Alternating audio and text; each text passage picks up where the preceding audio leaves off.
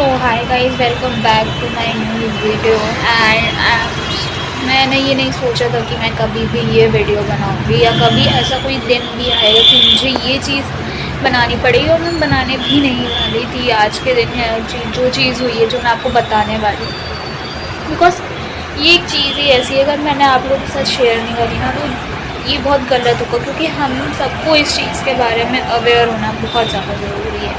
और as a girl ना, मुझे एक दूसरी औरत को, एक औरत होने के नाते मुझे दूसरी औरत को इस चीज़ के बारे में जागरूक करना बहुत ज़्यादा ज़रूरी है, क्योंकि मैं नहीं चाहती कि यही चीज़ किसी और के साथ हो। सो जैसे कि आप लोगों को पता है कि मैं स्कूल जा रही हूँ, और मतलब जैसे कि मेरा न्यू सेशन स्टार्ट हो चुका है और हमारा फेयरवेल का टाइम आने वाला है जो हमें देना पड़ेगा 12 वालों को, इसलिए मैं स्कूल जा रही हूँ। और मैं स्कूल जा रही थी, मेरी छुट्टी का टाइम होता है, मेरे घर पे कोई अवेलेबल नहीं होता, तो मैंने रैपिडो करा। मैं रोज़ रैपिडो करती हूँ जब मुझे नहीं कोई वांदा लेने के लिए या कोई मुझे नहीं छोड़ पाता था, तो मैंने रैपिडो करा। एंड रैपिडो पे एक इंसान आया, वो नशे में, ही इज़ ड्रंक। एंड मुझे नहीं पता, मुझे क्योंकि बिकॉज हमें किसी के लुक से उसको जज नहीं करना चाहिए, दैट्स वाई मैंने उसको जज नहीं करा, है ना। और जैसे फिर मैं बैठी और मैंने उसको देख के समझ लिया था कि ये कुछ तो गड़बड़ है, बट मैंने फिर भी भगवान का नाम लिया और अपने कृष्णा जी से बोला कि आप सब देख लेना, मैं आपके हाथ में, प्लीज़ मुझे सेफली घर पहुंचा देना। फिर वो इंसान मुझे लेके गया, और पहले वो मेरी बात नहीं सुन रहा, मैं उसको रास्ता बता रही, सो ही कांट लिसनिंग भी। और वो मुझसे कहता कि मैं आपको शॉर्टकट से लेके जाऊँगा। मैंने कहा नहीं भाई, ये वाली रास्ता है तो आप मुझे यहाँ से लेके जाओ। तो उसने मेरी नहीं सुनी, ठीक है। फिर भी मैंने थोड़ा बहुत कंट्रोल करने की कोशिश की। दैन आई वॉज थिंकिंग कि पब्लिक प्लेस आएगी, दैन आई वॉज एंड मुझे कहने लगा फिर वो थोड़ी देर में कि उसका वॉलेट उसके घर पे रह गया है और उसको उसके घर जाना है उसका वॉलेट लेने के लिए, और वो मुझे भी अपने साथ ही वो लेके जा रहा था, और मुझे नहीं पता कि वो मुझे कहाँ लेके जा रहा था। और सच बताऊँ तो फिर मैं समझ गई थी, क्योंकि मुझे शुरू से ही पता था कि कुछ तो गड़बड़ है। तो मैंने उसको बोला कि आप मुझे यहाँ मेन रोड पे उतार दो और आप जाके आपको लेकर आ जाओ। तो वो कहने लगा ठीक है, तो वो मुझे उतार दिया। मैं जानबूझ के पब्लिक प्लेस पे उतर गई थी। मैंने कहा कि अगर कुछ अनसेफ हो मैं किसी के साथ क्यों कहीं ना, मेरे में इतना सेंस तो है। फिर मैंने उसने मुझे मैंने उतार दिया। वो आता 5 मिनट में, उसके पास से भी मुझे आ रही थी बहुत तेज़ वाली स्मेल, इतनी गंदी स्मेल थी कि मैं आप लोगों को बता भी नहीं सकती कि वो ड्रंक की थी या कोई नशेबाजी की थी, आई डोंट नो। और एज अ गर्ल ना, मैं इतना डर गई थी कि मैं आपको क्या बताऊँ। मेरे डर का जो लेवल था ना, वो यहाँ पहुँच चुका था, एकदम हाई हो चुका था। फिर वो वापस आ गया एंड मैंने सोच लिया था कि वो नहीं आया ना 10 मिनट में, मैं कोई और ऑटो पकड़ के चली जाऊँगी, बट मैं उसे जाने का नहीं जाने वाली। फिर मैं 5 मिनट में वेट करा, वो आ गया। वो इतना गंदे लुक का था ना, इतने गंदे लुक का कि आप लोग इमेजिन भी नहीं कर सकते कि एज अ गर्ल मैं उसको देख के कितना डर चुकी थी। फिर मैंने सोचा कि मैं कोऑपरेट करती हूँ, वो आ गया तो क्यों। फिर वो आ गया और फिर वो मुझे पता नहीं कौन से रास्ते से लेके जाना था। मैंने उसको बोला कि ये रास्ता है, मैं उसको हर पॉइंट पे वो रास्ता बताया जा रही थी, बट वो नहीं सुन रहा था मेरी। और वो कहना कि मैं आपको शॉर्टकट से लेके जा रहा हूँ। एंड वो इतनी तो कुछ ना कुछ रास्ते में बोल जा रहा, और मुझे वो चीज़ सुनाई भी नहीं थी, ना मुझे समझ आ रही कि वो क्या बोल रहा है। And I was so scared. मैं आप लोगों को बता नहीं सकती कि मेरे ऊपर क्या बीत रही थी उस टाइम पे। मैं सोच रही थी, मैं बस अपनी कंटिन्यूसली अपने घर वालों को फ़ोन लगाए जा रही थी कि मैं उनसे किसी तरह कनेक्टेड रहूँ ताकि मैं एकदम सेफली पहुँच जाऊँ। एंड देन जैसे ही मुझे लगा कि ये कुछ गलत हो रहा, कुछ गलत है सच्ची में, मैंने कृष्णा जी को बोला, कृष्णा जी आज आपको मान लो जैसे कि द्रौपदी ने उस टाइम पर विश करा कि कृष्णा जी प्लीज़ आप मतलब मान लीजिए। मैंने वैसे ही कृष्णा जी को बोला कि मैंने कहा कृष्णा जी प्लीज़ मुझे सेफ्टी पहुँचा दीजिए। फिर उस टाइम मैं बस यही सोच रही थी कि जैसे ही मुझे ऐसा कोई रास्ता लगता है कि मैं उस रास्ते को जानती हूँ और कोई पब्लिक प्लेस होती है तो मैं फटाफट वहीं रुक जाऊँगी। एंड जैसे ही मुझे पब्लिक प्लेस दिखाई दी, मैं उस पब्लिक प्लेस का नाम नहीं लूँगी, वैसे मुझे वो पब्लिक प्लेस दिखाई दी। मैंने उसको बोला प्लीज़ भैया यहीं पर रोक दो, और वो कहने लगा कि मेरा पेट्रोल ख़त्म हो चुका है। मैंने कहा जो भी है प्लीज़ आप मुझे यहीं रोक दो, मुझे यहीं उतार दो। मैंने उसको आगे कुछ नहीं बोला, मैंने कहा बस मुझे यहीं उतार दो, मैं खुद से चली जाऊँगी कोई ऑटो वगैरह करके, तो प्लीज़ मुझे यहीं उतार दो पब्लिक प्लेस में। और मैं जानबूझ के पब्लिक प्लेस ढूंढ रही थी, बिकॉज अगर कोई पब्लिक प्लेस नहीं होती तो हाँ मैं उसको और फील नहीं करती सेफ।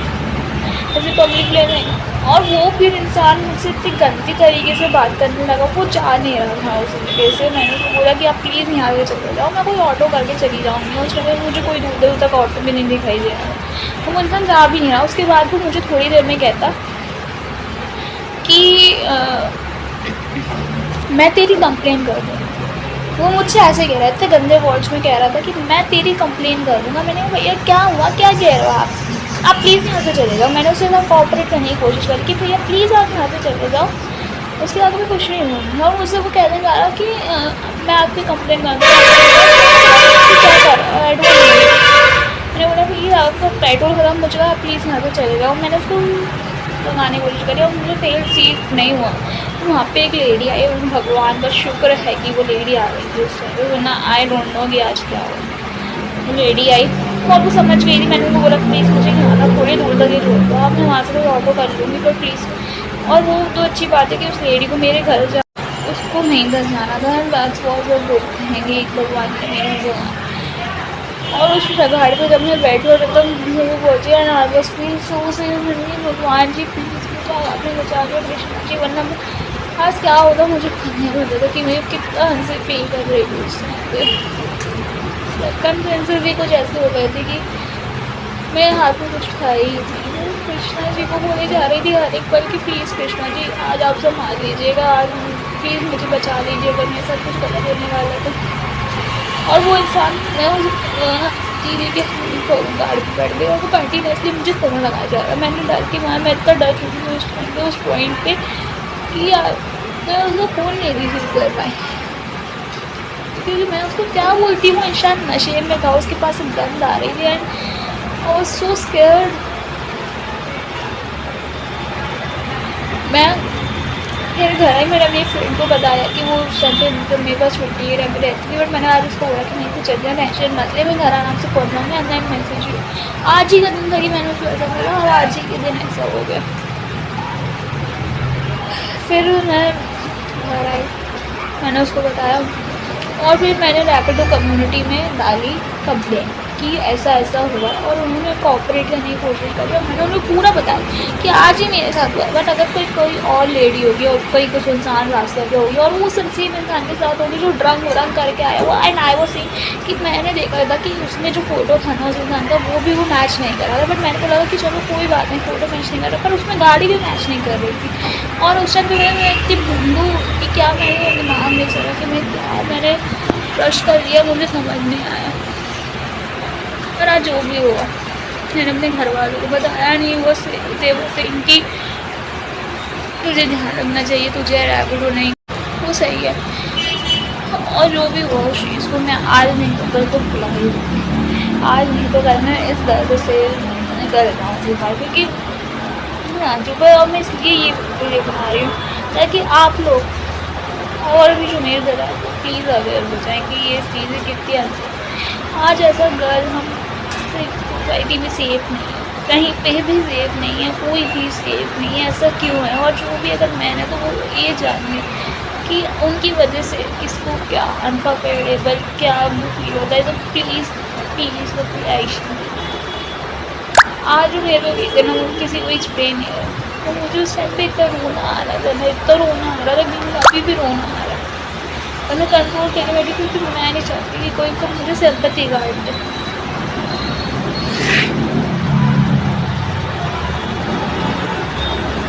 मैं उस टाइम पे किसी को कॉल भी नहीं कर पा रही, कोई मेरा कॉल रिसीव नहीं कर रहा।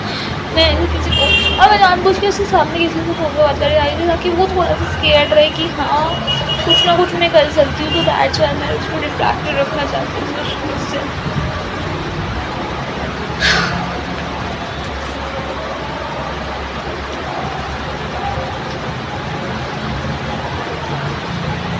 मैं बस इतना ही कहना चाहूँगी कि जो भी बॉयज़ हैं तो प्लीज़ आप लोग ये ध्यान रखिए किसी भी लड़की को आपकी वजह से अपसेट भी ना। और जो भी लड़की प्लीज़ इस चीज़ का ध्यान रखिए कि भले ही वो रैपिडो हो बट वो सेफ नहीं होता, तो प्लीज़ प्लीज़ क्योंकि जो आज मेरे साथ होने वाला वो किसी और के साथ तो मैं नहीं चाहती। मेरे को इतना तेज़ रोना आ रहा है ना कि मैं वीडियो भी नहीं बनाना चाहती थी, बट मैं चाहती हूँ कि आप लोग भी प्लीज़ इस चीज़ से अवेयर हो और आप लोग इस चीज़ से स्ट्रगल ना करें। तो डर चुकी ना मैं कि मैं तो सोच रही हूँ कि मैं भले पैदल चली जाऊँगी बट कोई रैपिडो नहीं करूँगी। तो डर चुकी हूँ अगली बार रैपिडो करने में 100 बार सोचूँ लेकिन करूँ कि नहीं करूँ। ऐसा गर्ल क्या हमारी कोई आइडेंटिटी नहीं है सोसाइटी में, मुझे तो ये नहीं समझ आता। खैर मैं इस वीडियो को यहीं एंड करती हूँ, उसके आगे मैं सॉरी कंटिन्यू नहीं कर पाऊँगी। प्लीज़ अगर आप लोग कोई एक्शन ले सकते हो तो प्लीज़ ले लो, प्लीज़। मैं इस वीडियो को यहीं एंड करती हूँ, please. I am so sorry but मैं इसे आगे कंटिन्यू नहीं कर पाऊँगी। ये चीज़ मैं आपको अवगत करने के लिए कर रही हूँ, ना मैं ये चीज़ कभी किसी से शेयर भी नहीं करना चाहती हूँ। Thanks for watching.